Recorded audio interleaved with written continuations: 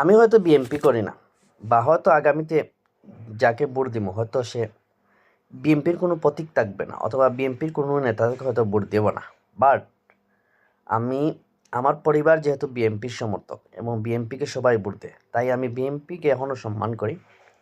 এবং বাংলাদেশ জাতীয়তাবাদী ছাত্রদল এবং যুবদল, স্বেচ্ছাসেবক দল যারাই আছেন, ভাই অনেক সময় আপনাদের অনুরোধ আমি যে অনেক জায়গায় আপনাদের বিরুদ্ধে চাঁদাবাজির অভিযোগ, আবার দেখা গেছে ছাত্রদলে যুবদলে কিছু কর্মী সদস্যদেরকেও আটক করা হচ্ছে এই চাঁদাবাজির দায়ে, আবার প্রকাশ্য আসছে। আসলে আমার মনে হয় এগুলা ছাত্রদলে যারা মূল ক্যান্ডিডেট বা যারা আগে থেকে ছাত্রদল করতে, এরা কেউ না।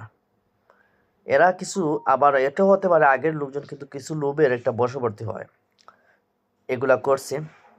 কথায় আছে না, অভাবে স্বভাব নষ্ট, অতি উৎসাহপনা হয়ে এই কাজগুলা করছে।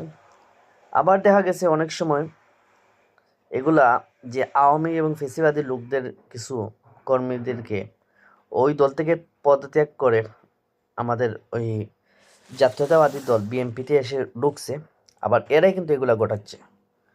তো এই বিষয়ে আপনাদের এই বিষয়ে সতর্ক থাকা উচিত বিএনপির হাইকমান্ড থেকে, এবং ছাত্রদল এবং যুবদলে যারা উচ্চ পদস্থ যারা আছেন, আপনারা এই বিষয়ে ব্যবস্থা নেন। আর চাঁদাবাজি লুণ্ঠনকারী এটা আপনারা বলে দিন, যেই দলের হোক না কেন আপনারা এই ভাষায় বলেন। কখনো বলবেন না যে আপনাদের অন্য দলের কেউ।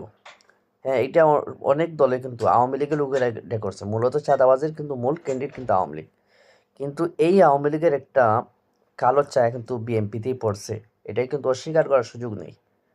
আর এই জন্য কিন্তু এই বিএনপিকে কলুষিত করার জন্য বিভিন্ন ধরনের একটা ষড়যন্ত্র চলছে।